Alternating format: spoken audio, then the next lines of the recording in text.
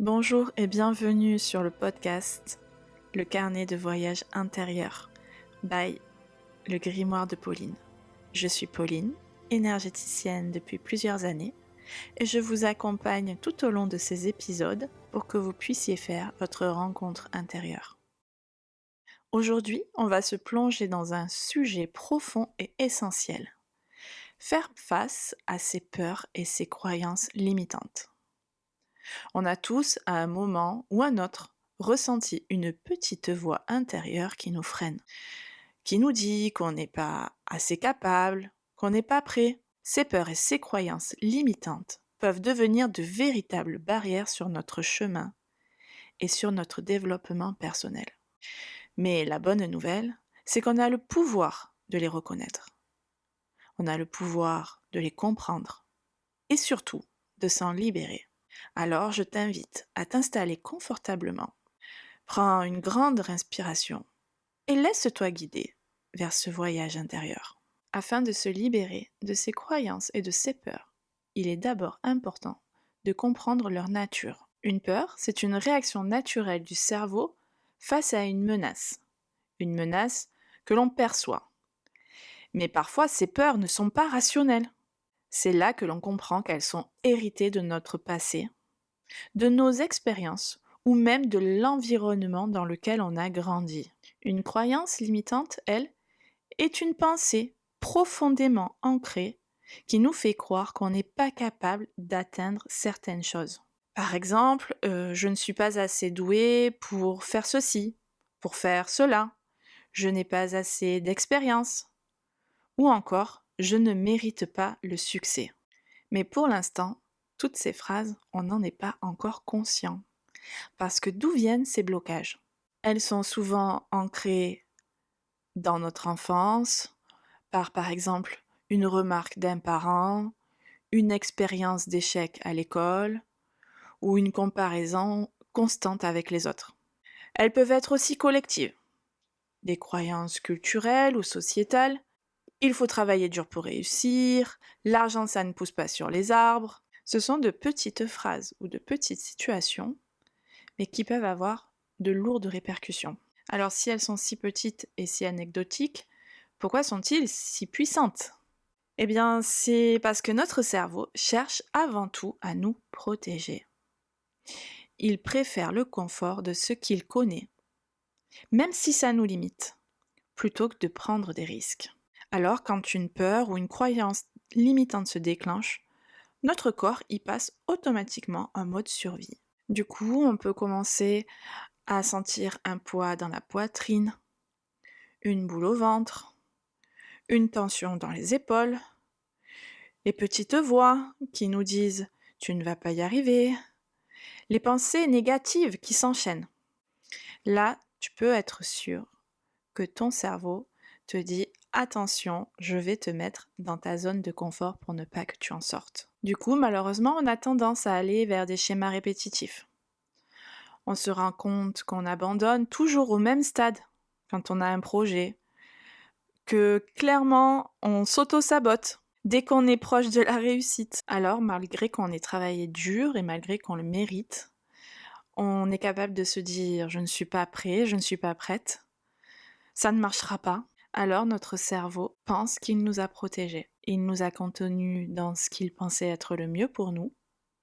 Nous, on est un peu déçus et on se dit que la prochaine fois, on va réessayer. Mais tant qu'on n'a pas pris conscience et qu'on n'a pas transformé ses peurs, malheureusement, ça va se réitérer. Alors pour te sortir de ces peurs et de ces croyances limitantes, la première étape consiste à mettre en lumière justement celles qui t'empêchent d'avancer.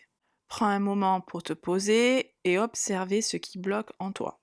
Par exemple, quand tu penses à un projet ou à un rêve, qu'est-ce qui surgit en premier?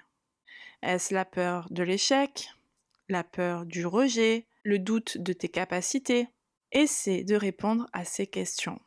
Écoute les phrases automatiques qui arrivent dans ta tête. Est-ce qu'elles sont bienveillantes ou limitantes? Cet exercice, il est vraiment simple, mais il est très puissant. Par exemple, prends un carnet et écris toutes les peurs et les croyances limitantes qui te viennent à l'esprit. sans réfléchir, sans te mettre de limites, sans qu'il y ait un thème. Ne filtre rien, laisse sortir, même celles qui te semblent le plus irrationnelles.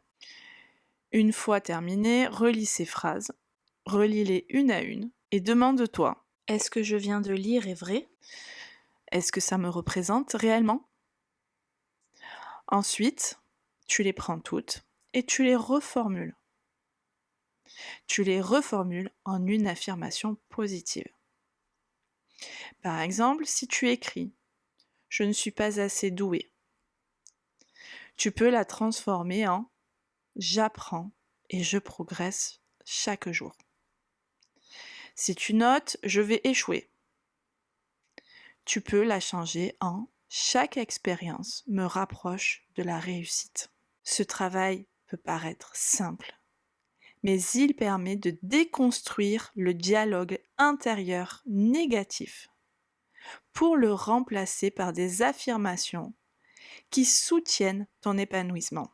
Deuxième chose que tu peux mettre en place, c'est travailler avec la peur au lieu de la fuir. La peur n'est pas un ennemi, c'est une énergie puissante qui, si elle est bien canalisée, peut devenir un moteur. Plutôt que de la fuir et de chercher à l'éteindre, je t'invite à l'écouter. La peur signale souvent un changement ou une sortie de zone de confort. C'est une invitation à grandir. Cet exercice va donc t'aider à transformer ta relation avec ta peur. Pour cela, je t'invite à fermer les yeux, à visualiser la peur, comme une présence qui est devant toi. Donne-lui une forme, une couleur, une texture, peu importe, c'est selon ce qui te vient en premier. Et à partir du moment où elle a une forme, tu peux t'adresser directement à elle. Et tu lui demandes: pourquoi es-tu là? Laisse venir les réponses sans forcer. Peut-être que ta peur est là pour te protéger ou pour te montrer une partie de toi qui a besoin d'attention. Dans tous les cas, remercie-la pour le rôle qu'elle joue. Puis imagine-toi la transformer en une lumière dorée qui t'entoure et te protège. Ce processus permet de ne plus voir la peur comme une barrière, mais comme une force qu'il faut apprivoiser. En travaillant avec elle au lieu de la combattre, tu la transformes en une source puissante intérieure. Elle te protège toujours, mais ne te limite plus. Enfin, dernière petite chose pour faire partir ces pensées et ces croyances limitantes, tu peux activer le courage et l'ancrage dans ton corps. La peur ou les croyances limitantes nous déconnectent souvent de notre propre corps. Quand tu es submergé par le doute ou par l'anxiété, tu peux avoir l'impression de flotter, de perdre tes repères. Revenir à ton corps et à ton essence permet de retrouver une sensation de sécurité et de stabilité. Alors c'est très simple pour s'ancrer à nouveau. Je t'invite à te mettre debout, pieds nus, les pieds bien sur le sol. Ferme les yeux et ressens le contact de la terre sous tes pieds. Imagine que des racines partent de la plante de tes pieds et s'enfoncent profondément dans la terre. Inspire par le nez. Imagine que tu relâches toutes tes peurs dans le sol lors de l'expiration. Pose ensuite tes mains sur ton cœur et dis à voix haute: je suis en sécurité, je suis capable, je mérite de réussir. Répète cette affirmation plusieurs fois jusqu'à ce que tu ressentes une sensation de calme et de stabilité.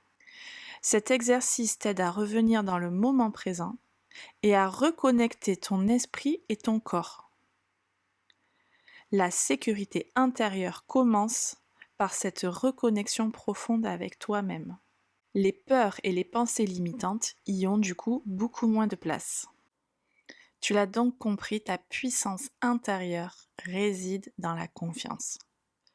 Les peurs et les croyances limitantes font partie du chemin, mais elles ne sont pas une fatalité.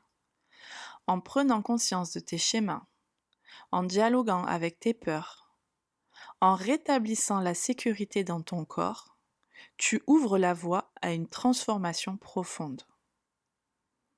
Bien sûr, tu n'es pas obligé de tout dépasser en une seule fois, c'est un processus et une pratique quotidienne. La clé, c'est de te donner le droit à la compassion, le droit d'être humain ou humaine. Tu peux avoir peur, tu peux douter. Cela ne signifie pas que tu es faible. Tu es en train d'apprendre, d'évoluer et de te transformer. Plus tu accueilles ces parties de toi avec bienveillance, plus tu libères ton pouvoir personnel. Tu n'es pas tes peurs, tu es bien plus que ça. Tu es la force tranquille qui choisit d'avancer un pas après l'autre. N'oublie pas que tu es plus forte que tes peurs. Elles sont là, juste pour te montrer le chemin. En tout cas, merci d'avoir écouté ce nouvel épisode du carnet de voyage intérieur. Si il t'a parlé, n'hésite pas à le partager et à t'abonner pour ne pas manquer les prochains. Prends soin de toi et souviens-toi, tu es capable de transformer tes peurs en une force intérieure puissante. À très bientôt.